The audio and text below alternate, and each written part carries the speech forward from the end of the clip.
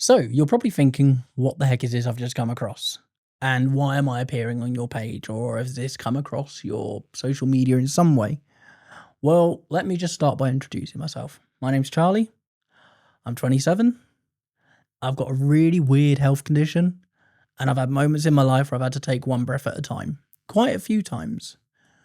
To a point where you kind of realize that when them moments happen, everything around you could change from what it was before to how it's going to be. And I've always had that concept in my head of, I can't be the only one that have gone through something like that, where, everything does change.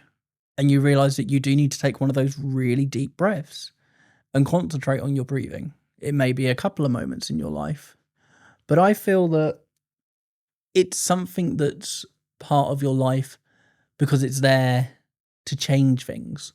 Or should I say it's more there to be experienced, I guess? I think what I'm trying to say is that I feel we all have them moments in life where we have to take one breath at a time. And this whole podcast is about talking about and going through them moments in your life and how they changed you from before to how they changed you afterwards and what it meant to you. So I guess that's the intro, and this is one breath at a time. So welcome. I know this is kind of like a weird concept to introduce a podcast at, and it's quite a new thing. Quite strange. It doesn't really have structure. It's a bit all over the place at the moment. But it's because this has been an idea in my head for probably about 5 years.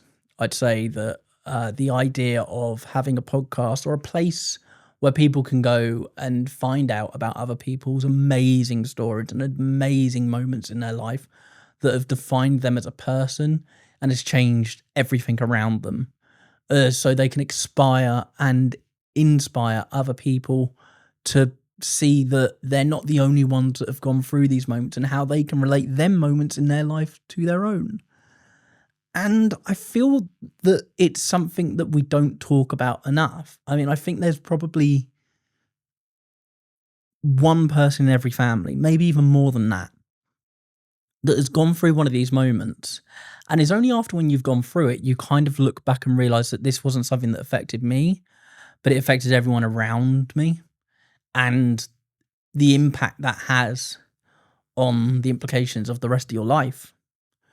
So why a podcast? I feel it works best because to me, the whole idea of telling stories and understanding each person and getting to know them things that we didn't know about each other and what really makes us motivated and makes us want to keep on driving for better and doing the things we do and our passions and our dreams and things like that.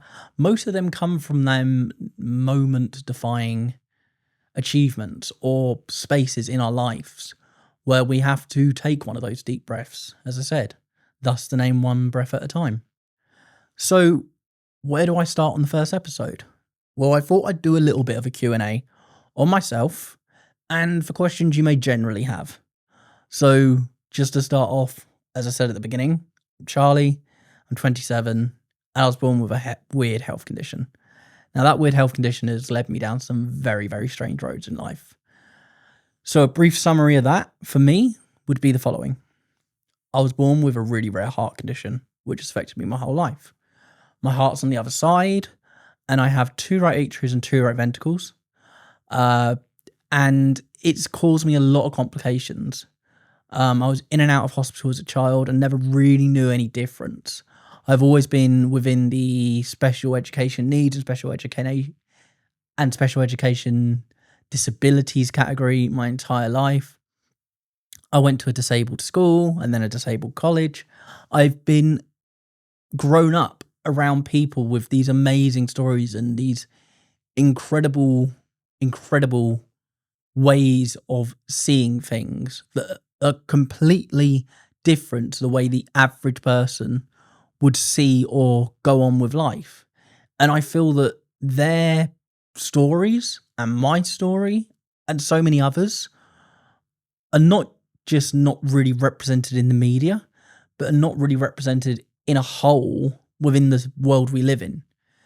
And I feel that there's two takes you could take from that. One, you could see it as a disadvantage of not enough representation, or you could see it as an advantage, as a chance for us to tell our stories the way we want to and get across the message that we want about the way we've seen the world and how we want to change it. Now, when I say that, I don't mean just people with disabilities. I mean people that have come through death-defying odds, have achieved their dreams from being told no from the beginning, from people that have been carers and been thrown into these situations and never knew anything about this world, to people that were told, no, you're never going to reach this ambition because of X, Y, and Z. The amount of people that get told no at the beginning and go for 1,000 doors to make these happen, and all of the above. All the pioneers and experts and professionals of every single kind of category has been told no in their life. So I feel like this isn't just a place where we can tell them stories, but we can tell all stories. So I've got a few questions down here that I'm going to read out. And it's kind of like for you to get to know me and for you to kind of get the idea of the podcast. So let's see what we come up with to begin with. These are in a completely random order, by the way. So I'm going to go with this one first. Okay, so the first one, really good timing, actually. What's your story? So my story, I would say, has been a journey from when I was born to around about 2021 of really experience life as being in hospital all the time, going through countless tests and procedures and never really knowing any difference. And then coming to that part in my life where I realized this wasn't the norm. And then when them moments happen and you realize that something is a bit indifferent or, not the same as everyone else, you kind of start looking at life in two ways. You kind of think, is it me or is it everyone else around me? And you realize that sadly within the world we live in, it is probably a you thing, but that doesn't mean it's a bad thing. And that part took a long time to learn. So from the age of, I'd say 5, I've kind of always self-consciously known my life isn't the norm compared to everyone else. When you're in and out of hospital every month, you have a procedure at least once a year. You're constantly seeing doctors. You go to different classes in the morning before you rejoin your other peers in class. You have to redo a year at school. All them things kind of like add up into them things that make you realize that, okay, maybe everything isn't the same. Maybe everything isn't just like everyone else. And as I said, you can learn to adapt to it or let it take control of you. And I feel for myself, in most people's situation, it's not necessarily one or the other, but a way of approaching both. Because, as I said, for me, I've never known any different. So I guess at some points that's kind of a good thing because you can't compare it to anyone else. You can later on, but you can't compare your actual experiences to someone else. You've never known any different. It's kind of like the same for, someone that has, I don't know, always, been an athlete, have always wanted to be a football player or something like that. The reason why I use that as a comparison, because that is something I've never been able to do. I've never been athletically able to do a lot of the things. I know you're absolutely shocked by the tone of my body, but the way that my life has been is that physical sport and athletics has really not been a priority, whereas someone else's life, it's their bread and butter, it's everything they grow up on, it's what they want to be. They feel it through the the pulsations of their heart and their muscles in everything they do. That is what they want to do. And they're the people that go on and do them things. And I feel that's the same with a lot of things, that you do feel your passion within you and what you want to do. And I think the only thing that's stopping you sometimes is yourself.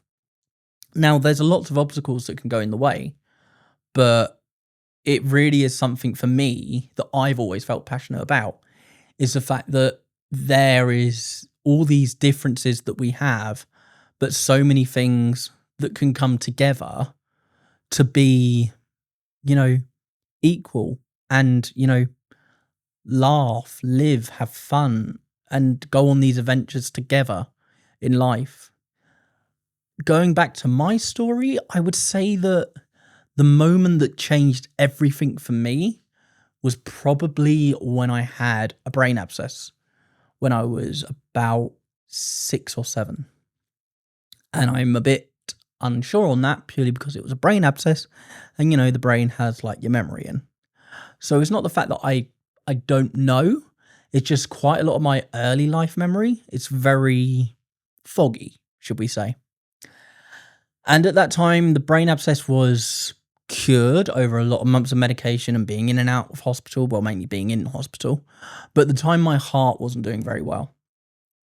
And I had to have a major surgery on my heart, which fixed it for quite a while. They put a stent in. It made me finally actually have, the pink colour within my skin from oxygen, because that was never there. I was always blue, out of breath, had all these things affecting me. And from that surgery onwards, I kind of seemed not perfect, but okay for a few years. And then the next big moment for me was when I had to have a spinal fusion, which was where my back, because of scoliosis and kyphosis, it started to curve quite a bit. And for me, the timing was really bad because I had to wait a year to have it done. Then the year was longer than it was supposed to be because of complications. And in that time, my back actually broke. So by the time I got round to the surgery, it was kind of desperate. Now, when I had that surgery, the main focus was the back and to get rid of this chronic pain that I was living in. And that happened. But sometimes other moments happen that you have to take another big breath for and go on again.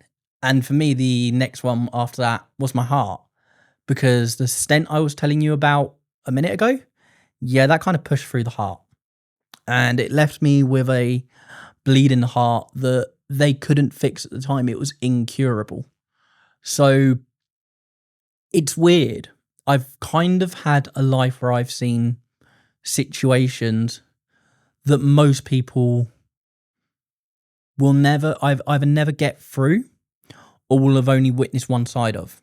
I have a very unique side where I have seen it from many points of view. From where I am now, where I am able to walk about quite a bit for myself, to being bedbound and being stuck in a wheelchair at a young age and being bedbound for quite a lot of the 2 years that followed that.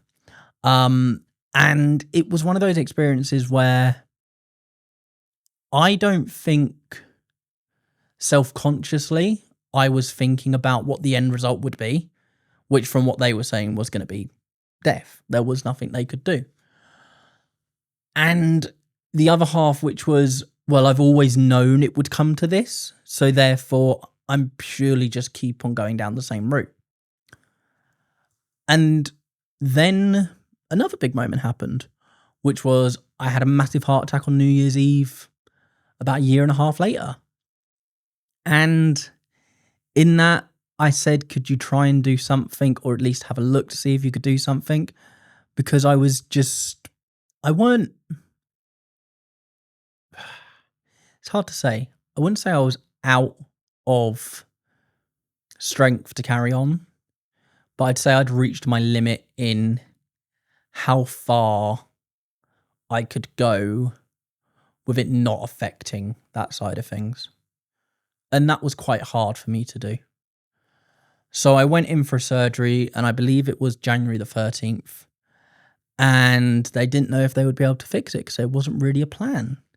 They went in, opened went through the groin and put the camera through. The camera made the hole bigger, and there wasn't a lot they could do. And the reason why I've called the show One Breath at a Time is because of this literal moment here. I was lucky enough to be having the surgery the day that all of the main cardiologists were having their annual meeting for the surgeries that needed to be done that year at that hospital. And they basically zoomed up to the meeting room and said, "We don't know what to do. He's running out of oxygen. How can we fix this?" And they came up with this tiny little thing that they put in my heart to stop the leakage, and they only had one chance of getting it through. And believe it or not, this is a hologram, and it actually worked. And to me, that was my big one breath at a time. Because I'd gone from 1 minute basically expecting to die any day to going to, "You're okay now, go and live your life." And that's a really weird experience to go through. And it took me quite a few years of being able to mentally and physically learn to deal with that. And I'd say post-traumatic distress was a huge part of that. But it was also a point of, relief and greatness and so much hope. And my parents were over the moon, as you can imagine. And everybody's celebrating. It's like he's going to be okay. Not guaranteed, but, it's going to be a lot easier from this point onwards, we hope. And then I have to subconsciously take that all in and then take in that massive decision that most people take in around about 15 or 16, which is, so what do you want to do with your life? And I didn't have a clue. So the last 10 years has been that journey of me finding that and what I wanted to do. And I'd say what I've learned is that I want to tell my story and I want to tell others, because I feel these moments in life happen for a reason. And that is why One Breath at a Time has taken over 5 years to create, because it's having the place to talk about it, the way I want to do it, and to have the people involved that I want to. So this may look like a really random video to you, but to me, this is 5 years in the making. So let's move on to question 2, because I know I'm going to run out of time at this stage. So what moment did I have to take one breath at a time? Well, I'd say the moment when I woke up from the surgery and they said your heart's fixed. That was quite a weird moment, considering I didn't think I was going to wake up on the other end of that thing. And I'd say there's been lots of moments since where,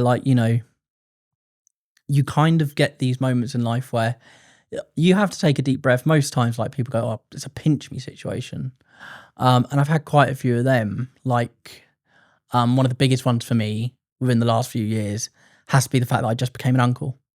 And it was a really emotional thing, not just for me, but for my sister, of course, and my whole family, because it was a moment we always wanted, but I never thought I'd see. And I'm not making it about myself, but to be an uncle is such a privilege to me. And to have this amazing little girl that we have in our life now, she's just changed the whole family dynamic, and I'm the uncle. And I love her to pieces. And, that was one of those moments where I had to take one breath at a time. I'd say another one was when I finally left education, because for me, that took a lot of time because of a lot of holdbacks. I was at the same place from the age of 11 till 21, and I left there in 2019, sorry. I left in 2019. And I stupidly said, yeah, I'm going to take about 3 months off, get to the end of the year and then have a gap year. And if you've put it together, yeah, that wasn't a good year to have a gap year. No. Yeah, the traveling didn't happen. But, there's moments in life that you look back on that you really laugh at and enjoy. I stupidly remember some really funny ones that I had to take a deep breath because I was laughing so much, such as when people ask me about what I remember about my nan on my dad's side. My nan was known for making probably the best apple pie I ever had. She never left the recipe for anyone. But on one sunny afternoon, there was one piece of apple pie left, and my 2 teenage cousins ended up having basically a wrestling fight over the last slice. Meanwhile, I picked up the slice and was eating it whilst they, didn't even realize it was going. And them moments, they just make me laugh so much that I have to take a deep breath. It doesn't have to be a dramatic thing. It could be a funny thing. It could be a sad thing. It could be a joyous moment. But I'd say they're some of the best I've ever had. So why this podcast and why now? Well, I feel that now's the right time, not just for me, but for the place that I'm in my life. Like, I've told my story multiple times in lots of different places, at charity functions, at special ed teaching conferences, to motivational speaking moments in my life. And it's kind of like I've always been comfortable in telling my story, but I'm so comfortable telling my own now. I want to get to know others. And and I'm not just talking about people out there that have achieved amazing things in life, because I know that they're some of the people that I want to get on here and talk about how they got, to that point, and what was the moment they had to take the deep breath and realize like they'd done it, they'd achieved, or, what that moment was for them. But, even for like some of my friends, I'd like to have on here, because it's really weird when you are I especially feel with the disabled community and the disabled world, is that we understand each other on a very ground level. But it's only when we really peel back that layer and ask them questions that we don't ask because we know everyone is so used to them being asked to them, that we start finding these even closer bonds in our relationships and our friendships, because you realize you can relate to X, Y, and Z with them. And I'm really looking forward to having a few people on that will have them stories for me. And believe me, there are a few guests lined up already to come on this show. And some of them have extraordinary stories. Some of them have made the career of their dreams. Some of them have been thrown into situations that they never thought would happen to them. And they've learnt to, live and deal with them. I feel one of the biggest things I come across a lot is a lot of people say, oh, how do you go on? How do you deal with it? How have you managed? And that could be to the parents, to my sister as a sibling, to myself, to the carers, to the doctors, to the charity workers, all that social workers, all them types of things. You hear, oh, I don't know how you did it. I mean, it's amazing. How did you come through it? Where did you find the strength? I feel them things are never, in my opinion, they're never just there. It's not like a toolbox we open and it's like, oh, there it is. And we'll start using that. They're things that are mentioned and you learn how to use them on the way. And the reason why I say learn is because you're never really given a choice in these situations. Is that if, when people say, how did you deal with it? Well, I didn't have a choice, and I feel that's one of the biggest things, is that we're thrown into these situations in life that we don't know how to deal with them. But we learn to adapt and control these things and work our way around them. And I think that's one of the biggest parts of what this podcast is about, is learning the way people have adapted, learning the way we've learned to control these things, learning how we've taken no for an answer and made it into an ambition and a dream of our own. Who is the podcast for? Well, I guess the podcast is really for everyone.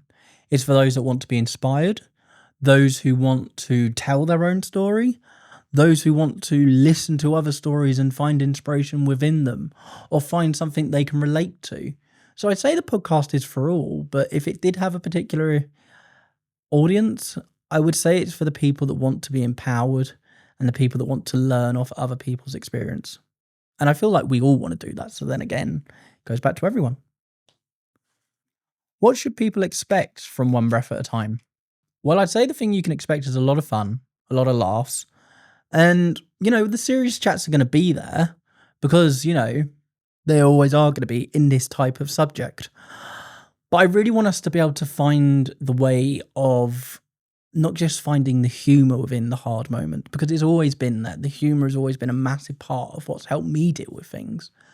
But finding the moments that, really made people go, man, I can finally let this go, And that could happen here, or that could happen after when you've watched it, or before and you come to the realization you can connect to it. Or it could be something that, you have in the back of your head for years, and then one day it just clicks and you realize that, man, I could have used this and that and this to put this together. But now I know it, I can. And all the things above. So we have 2 questions left. And I know, ironically, the 2 questions are actually quite fun. Okay, so this one, I feel is the most stupid question I've ever written myself in my life, but purely humor me with this. It's, if your life was a movie, who would play you and what would the soundtrack be? Well, I thought about this earlier, and it's kind of weird because where I'm quite young, I'd need people quite young to play me. So I wouldn't know. If I was going off right now, I'd say, because it would have to be someone quite young, I'd say probably someone like I'd say if I had to go off someone right now, it would have to be someone like Timothy Chalamet. And then if I was looking at later in life, I mean, someone like Jeff Goldblum, maybe even Johnny Depp. That's not because of the looks, just because I think the guy's cool. And all honestly, one of the people that did pop to my head, purely because the people that know me so well know that I am very sarcastic and very cheeky. I'd say the dream person for me would be someone like Ryan Reynolds, because I just feel like he'd fit my humour so well. And the final question is, name the 3 people you would invite to a dinner party. Now, this is going to be a question I'm going to keep on the table, because it's going to be one I'm going to ask people every single episode. And probably the same about the movie one. We'll keep that one there as well, because I feel they're good questions to ask people. So for me, it's looking at the people that inspire you and the people that have made you who you are. And to me, there's so many. And I would obviously invite my family and my friends, because if it wasn't for them, I wouldn't be literally sitting here. I'd have to say the same thing about the doctors, really, wouldn't I? But if I could pick anyone, like past or present, I'd say 3 of them. I'd say number 1 up there would always be David Bowie, purely for his creativity and seeing the world differently, and seeing, seeing things from a unique point of view, and not being understood by everyone just from the way they were, had a massive impact on me. I'd say probably Billy Joel Armstrong from Green Day, purely because their music has had such a profound impact on my life in so many different ways. And I'd probably say the 3rd one, man, I don't know. I mean, purely because I'd want to ask him about like the crazy adventures he did, it would have to be someone like, Ozzy Osbourne. Just because, it was the same kind of thing. Like, he just did his own thing. He had, free will over everything he did, because he felt that way of doing it. He didn't really care what people thought. And when he died earlier this year, that really impacted me. But yeah, I'd have them 3 people. I mean, I could go on and name more people, but I think that would be it. I realised I missed part of one of the questions, which was, what would be the soundtrack to the movie? And going back to answer 2, it would definitely be Jesus of Suburbia by Green Day. For very strange reasons. People may think that is a really weird choice of song, but there's certain lyrics within that song that mean so much to me, and were kind of questions for myself when growing up, and really helped. So on that, I kind of think that we're near the end, because this is the introduction. So where do we go from here? Well, it's simple. I want to hear your stories. If you've got something and you think you've got a story that you want to tell, if you have someone that you think could be a great guest on this podcast, I want to hear about them. If you have more questions about me, I want to hear them. If you've got guests that you want to put forward, let me know. Because the whole idea of this is creating a community of people that want to learn off each other. Because as I said at the beginning, I personally feel that life is about learning off everybody's story and finding out we have more in common than what separates us. And I feel the more we tell these stories, the more connected we can become. So thank you so much for listening. I hope you've enjoyed the first episode of One Breath at a Time. When you're watching this, I don't know how long the schedule will be until the next episode comes out, but I know it will be quite soon. And if you have suggestions in that time, please let me know. Thank you so much for watching, and I'll see you next time. Don't forget, there will be social media links for all of the pages to keep up to date with One Breath at a Time down below. Thanks for watching. See you next time.